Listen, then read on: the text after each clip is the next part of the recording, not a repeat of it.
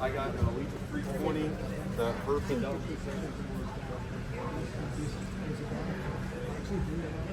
Today, lead the way. The reason, by the way, this plane is here is because it revolutionized commercial aviation. Up until this time, it was not profitable to haul passengers.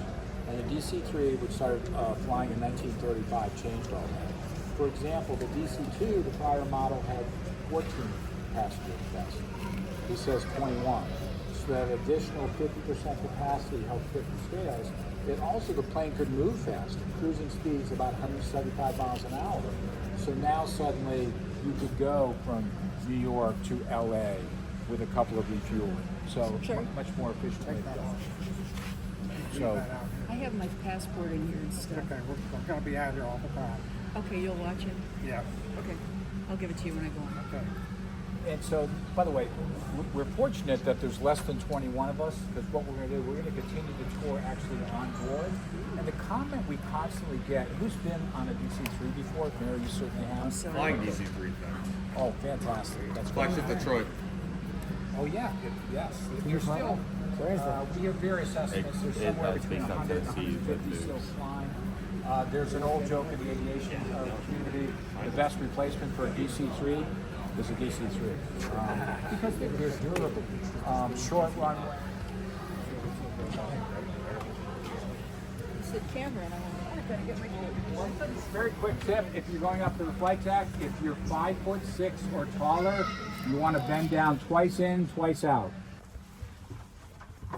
One cool thing about the laboratory, there is a skylight up above. Oh, cool. So at night, you can count the stars while you're doing your business.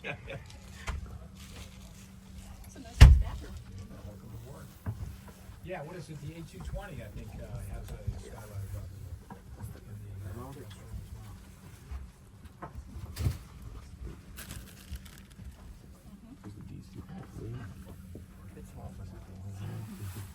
Oh, that's really cool. Some people remark, gosh, this looks like a train. If you think back in 1935, 1936, that was the main competition. Sure. Thank you. It's tall. You're going to want to bend over twice in, twice out. It's made of metal, and yeah, it's every bit of that. Questions about this historic airplane? Or comments, please. I see the no smoking sign. That's right. Smoking's not allowed on Belgian. Although the original, we had to take out the ashtrays. We also, too, it's just there. If you notice up front when you come up to the flight deck, you'll see the footrests up here. Yeah. But we took the footrest. It was just clunky for passengers to get in and out of. But they also had footrests as well, call buttons, reading lights. One thing we noticed, we were kind of joking earlier how because this was you're not able to fly above the weather, this could be a rough ride back in the day. People glorify flying back in the 1930s, 1940s. Not so much. It was, again, you cannot fly above the weather. So stewardesses would notice that what they try to do if someone was having difficulty, needing a burp cup, what have you, is get them away from the window, get them away from that visual stimuli. Simulation. Yeah, stimulation, thank you. Get some air on them, perhaps have them look up. Predominantly it was men back then that were flying. It's usually the business traveler. But that's how, and we were talking earlier before we started the tour, that up until the early 1940s, you had to be a registered nurse to be a flight attendant. That was liberalized during World War II. Obviously, the demand for nursing was such that they wanted to use it for in our war efforts. Please, anyone comments? People have either been on this plane or had experience or had family members fly it, what have you. We'd love to have a dialogue with you, not a monologue. What is the history of this particular airplane? Oh, good question. So this started flying for Delta, and it's interesting. This is the first time we've done this tour since pre-COVID. So we were always taught as docents that the first flight. You notice the Life magazine here is from December 23rd, I believe, 1941. We were told that the first flight was on Christmas Eve, 1941. That's why we took 18 months to find 21 Life magazines. I noticed on the placard outside here, I just read this before doing the tour, that apparently the official date now of the first flight was February of 1942.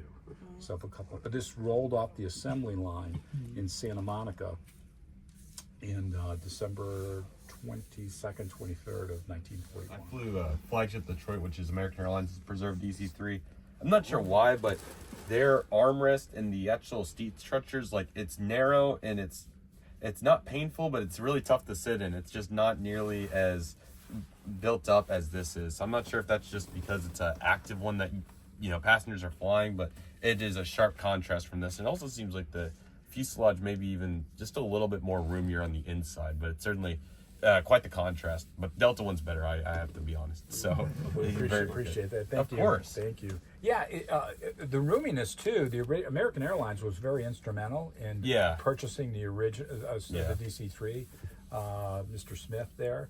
But the original thought, though, that this would actually be a sleeper, so there would be beds folding down here. So that's why, as part of the roominess there, as far as the. But yeah, it's always interesting. It's like the same with the 747. The manufacturer makes it, but then the airlines are going to make their modifications based on, okay, what's best for us. We've spent big money on this. For example, as many of you know, the original 747, the upstairs was first class lounge. There was no passenger seating up there. Well, airlines quickly figured out, wait a second, we can sell a lot of premium seats. The heck with that. We're gonna charge for seats up there. That's why in the original 747, which is in Seattle at the Museum of Flight, is you'll only see on the top deck there's just 3 windows on each side because again it wasn't passenger seating. It was just a let the good times roll, piano bar, carving station, what have you. Oh yeah, sweet, dude. Yeah, cool. Love those reels. I know. Absolutely. This is incredible to be in this aircraft. Yeah, it's Look at this. These are nice seats.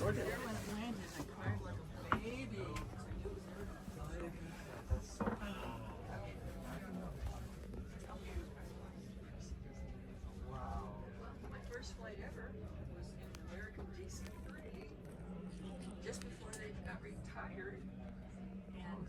And I remember, like, people worried about it. And then the next year, I realized, oh, I don't have to fight to go up the aisle. It was a Condor too. And I still say Ammon. I say all of it. Is the museum the Oh, absolutely. Oh, thank you for that. That's fantastic.